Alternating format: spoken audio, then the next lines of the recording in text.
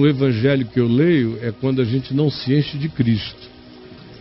Mas não tem nada a ver com igreja, porque primeiro igreja não é Deus, igreja não é algo do que eu me afasto, porque igreja sou eu. Eu me afastar da igreja é só se eu me afastar de mim, eu sou igreja, você é igreja. E aquele prédio ali não é nada, é só um prédio, uma construção. Então a frase já está toda doida, e quem tenha crido nisso está dizendo, o corpo de bombeiros ensina.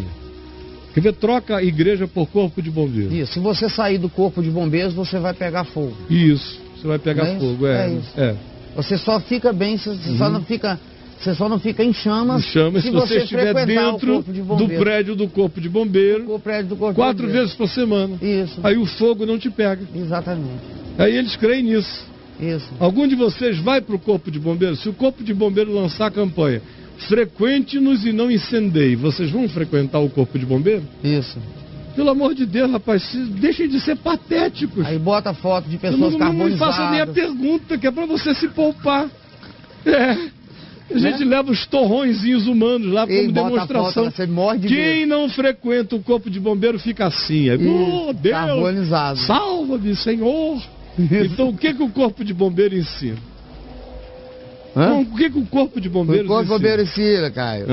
Se você se não, agora você, toda vez que for ler a igreja aí, me lê o corpo de bombeiro. Tá bom. Bom dia, Caio. Sim. O corpo de bombeiro fala que quando nos afastamos dele, 7 incêndios piores virão na sua cabeça. Sei, na sua cabeça, certo. Ô, Caio, é isso mesmo? Se eu parar de frequentar o corpo de bombeiros, eu vou carregar 7 chamas de demônio comigo? Então, responda pra você mesmo, se vai ou não vai. Exatamente. Sabe? Quem é o teu Deus? É o corpo de bombeiros? O nosso Deus de vocês é o corpo de bombeiros. Mas ele vai falar, pior que é fogo consumidor, Caio. Mas olha, lá no corpo de bombeiros disseram que o corpo que sai do corpo de bombeiro é um fogo consumidor. É esse que pega em mim, Caio. Decida. Se o teu Deus é o corpo de bombeiros e o corpo de bombeiros e Deus são a mesma coisa, então é. Agora, se o corpo de bombeiro é só o corpo de bombeiro e Deus não tem nada a ver com o corpo de bombeiros, então não é. Então não é. Certo, meu amigo? Não precisa nem ler a escritura, basta pensar, basta ter, sabe, um neurônio, conclui. Se você fizer essa pergunta ao ateu, ele diz, não, meu filho, não, fique em paz. Ele vai saber a resposta. Mas crente não. Porque frequência ao corpo de bombeiros deixa a cabeça do cara com todos os pensamentos incendiados. O cérebro vira um torrão queimado. Não sobra nada. E aí? O que não está faltando nesses corpos de bombeiro que está tendo é a escada mais giros, né? Mais giros. Mas olha, não por falta de giros. Cada vez mais giros. Mais giros. Mais giros. A pomba giras. Isso. Muito. E não vacila não, que desce a mangueira. O corpo de bombeiro, corpo de bombeiro já chega com o tanque cheio, com a mangueira metida. A experiência religiosa cria uma casa. Se você tomar o ser humano, a metáfora de uma casa para um ser humano, ou a metáfora de uma casa para um conjunto familiar, o que acontece, o que a religião produz é isso. Se é uma família, aquela família é legal. Se vive nas bases da moral religiosa, da ética religiosa, da educação religiosa, é uma família legal. Em geral, pelo menos costumava ser. Mas isso não significa ainda que há habitação de Deus no Espírito, porque o Evangelho não é uma formatação de conduta. É a habitação da presença real de Deus em nós. Isso é o Evangelho. No caso de você usar a figura da casa para ilustrar a habitação, a figura humana do indivíduo como habitação espiritual, a mesma coisa. Se você só se enche de conduta, comportamento, ética, cidadania, crenças, doutrinas, mas não tem habitação de Deus no Espírito, relação com Deus em fé, conjugalidade real com Jesus, com o Evangelho. Então, você é só, segundo Jesus, uma casa varrida e ornamentada, muito bem mobiliada, mas vazia. Você é um convite à invasão, ainda que você seja religioso. E preste atenção. Preste atenção. Quando Jesus disse essas palavras, ele estava se referindo e lidando com um público religioso, com gente que ia ao templo, que participava dos cultos, das cerimônias, das oferendas, de tudo. E disse no contexto da presença dos fariseus, que eram verdadeiras casas pintadas por fora, por dentro eram habitações estranhas. Mas do ponto de vista da mobília moral, da decoração, Jesus disse: vocês são só casas vazias e ornamentadas, varridas pela moral, para contemplação externa, mas são ocos. Presenças que chegarem com a intenção intrusa penetrarão. Então o que você viu no documentário foi isso. É religião. Religião não significa nada para diabo, para demônio, para espírito, para coisa alguma. Aliás, ele adora um religioso. Religioso é uma maravilha para demônio. Dá pano para as mangas, para as loucuras satânicas que você não pode nem imaginar. Agora, você também vê que em praticamente todos esses casos, você vê o pessoal chegando, até aí no caso do documentário, o pastorzinho que foi lá, o tiozinho dela, os caras não resistem. Eles chegam lá com uma cruz. Imagina só, se tivesse um possesso aqui, Braulio, eu chegasse, bota a cruzinha, a Bíblia, lá no documentário, o primeiro conselho que deram à menina foi passar a Bíblia 7 vezes sobre a cabeça. Meu amigo, isso só cria invocação maligna, porque isso é superstição. Não existe fé nisso aqui, existe uma crença mágica, produzida pelo medo. Quem faz isso aqui, passando a Bíblia 7 vezes, que é um número assim cabalístico na cabeça, está fazendo isso com medo do mal. Então, quando a pessoa faz isso, ela está invocando, que ela está expressando o pânico dela e querendo se defender com essa mandinga. Deu para me compreender? E quando mostra a cruz também. Quando chega lá e diz: em nome de Jesus, pelo amor de Deus, já se transferiu qualquer coisa de mim para o amuleto. Eu já estou crendo que o amuleto é que faz isso aqui, que é botar a Bíblia na cabeça. Imagina, se libertar processo, se tivesse que ter uma Bíblia na cabeça, a gente só estava libertando demônio nos últimos 500 anos, de Gutenberg para cá, quando a Bíblia virou um livro. Isso aqui é coisa de paganismo católico, a cruz. Imagina se Pedro, Paulo, qualquer um andavam com uma cruzinha assim no bolso para tirar. Isso tudo é maluquice. Quanto mais você chega com as relíquias e os aparatos, menos Deus, menos Evangelho. Porque essas coisas são todas pedras de toque que já carregam a pressuposição de que elas têm poder. Já chegam relativizando o poder da graça de Deus no Evangelho. Já chegam como ídolos do lar, já chegam como idolatria. Sim. Ainda que daqui você está dizendo: em nome de Jesus, mas aqui, sai dele, sai de mim também, com a cruz aqui, e com a Bíblia defendendo. É tudo num pânico muito grande, porque não tem a segurança de estar habitado pelo mais valente. Chega como, quando é assim, você chega como um general do amor, como luz viva, e as trevas fogem. Muitas vezes tem resistência espiritual. Eu, por exemplo, já fiquei sentado em cima de uma mulher quase 72 horas. Não foram 72 horas direto, porque eu fui em casa dormir cada noite umas 4, 5 horas e voltava. Uma casta pesada, e no final eu descobri que ela não queria ficar liberta. Foi só quando veio essa revelação, depois de muita dor dela e da família, foi que a libertação final dela aconteceu, quando ela tomou essa consciência. E aí eu disse: agora, olha, eu já expulsei esse demônio de ti aqui esses 3 dias umas 20 vezes. Ele volta é porque a tua casa está varrida e ornamentada. E ele volta e fica pior. Aí ela me perguntou: e como é que eu encho a minha casa? Eu digo: é assim. Você vai invocar Jesus agora. Você vai ler a palavra dele. Sim. Você vai se encher dele em submissão todo dia.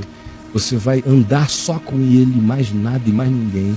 E vai ficar impregnada da palavra dele na sua mente. Ela deve estar me vendo agora. Isso já faz 30 e tantos anos. Ela ficou liberta daquele dia para frente, cheia do Espírito Santo e de alegria até o dia de hoje. Quando eu chego em Manaus, raramente ela não aparece para me beijar e me dizer: meu pastorzinho, obrigado por ter ficado aqueles 3 dias em cima de mim. Até eu ficar liberta. E ficou. Mas o documentário mostra essa oquidão, tem a religião, tem tudo, é gente boa, é boa intenção, mas boa intenção não enfrenta Satanás, nem a volúpia desses espíritos. Ou você chega com a casa cheia, meu amigo, ou ornamentada por moral religiosa ou de qualquer natureza, você é apenas uma habitação arrumadinha, mas sem dono. E isso não tem base bíblica, né, Caio? O quê? Esse negócio de chegar com as coisas. Não, isso é superstição. O Novo Testamento... O povo adora uma base bíblica. O Novo Testamento chama isso de paganismo.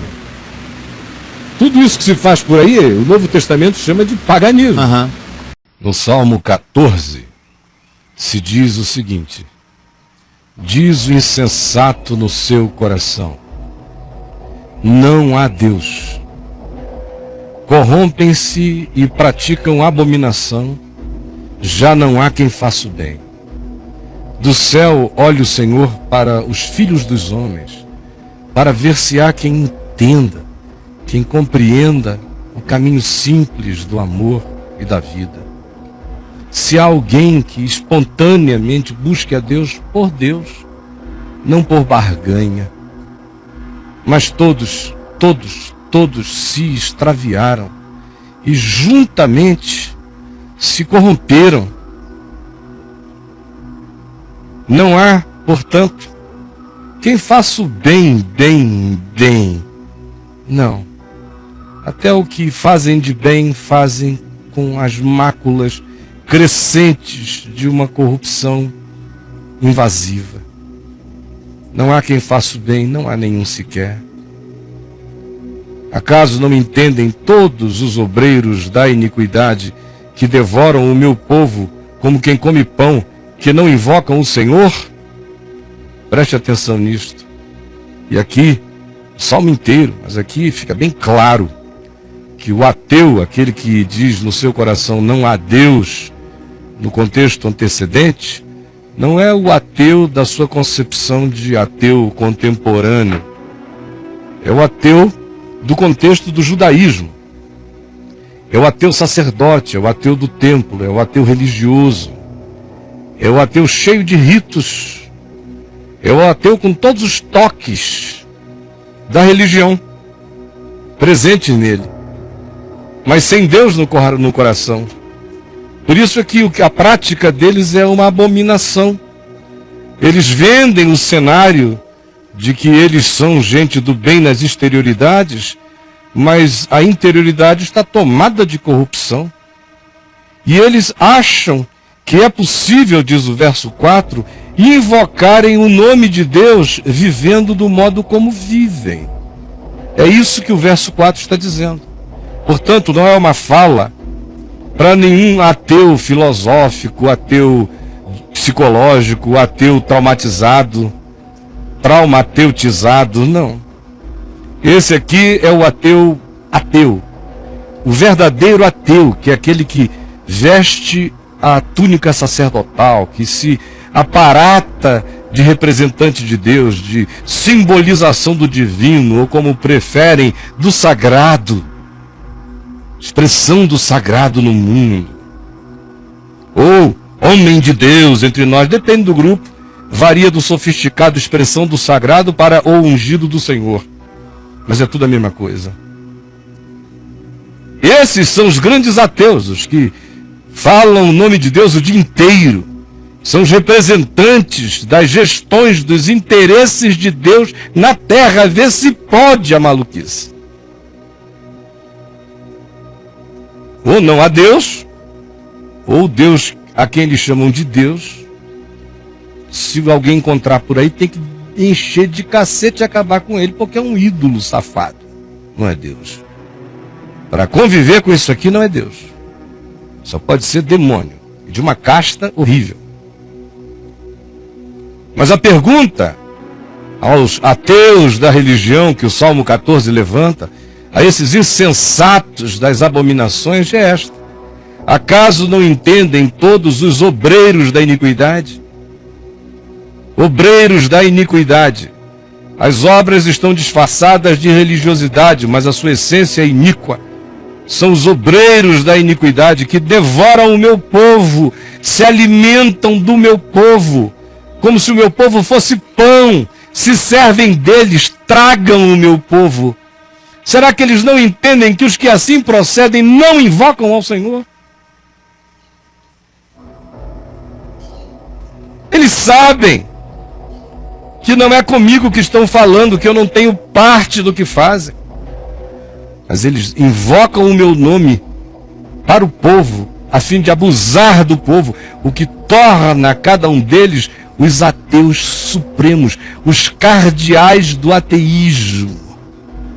São esses que invocam o nome de Deus para devorarem o povo como pão, porque na realidade eles não creem que Deus vai se manifestar jamais. Tornar-se-ão de grande pavor, porque Deus está com a linhagem do homem bom, do homem justo. Por isso eles vão levar um susto. Vós que meteis a ridículo o conselho das pessoas simples e que ridicularizam das palavras do Evangelho. Mas fiquem sabendo, o Senhor é o refúgio de todo aquele que guarda essa consciência. Oxalá derrame-se sobre todos nós hoje a salvação que nos chegue como graça e compreensão. Sim, Senhor, quando Tu restaurares a sorte do Teu povo, então todos os que esperam bem exultarão. Nesse dia, todos os que amam a verdade e o amor alegrar-se-ão, em nome de Jesus. Pai, que a Tua palavra nos corte, nos fira e nos exponha e chegue cirurgicamente ao ponto de fazer revelação verdadeira de quem nós somos, de nós para nós mesmos, e também que a Tua palavra suscite em nós o espírito de confissão, de quebrantamento, de autopercepção, de autoenxergamento, para que haja salvação, para que a desgraça do autoengano, da alienação autoimposta, não se tornem nossos infernos dormentes até o dia das dores profundas. Senhor Jesus, eu sei que estás aqui. É com o poder do Espírito Santo que eu conto. Eu peço que Tu te derrames abundantemente, ó Espírito de Jesus. Louvado seja o Teu nome, Jesus. Louvado seja o Teu nome.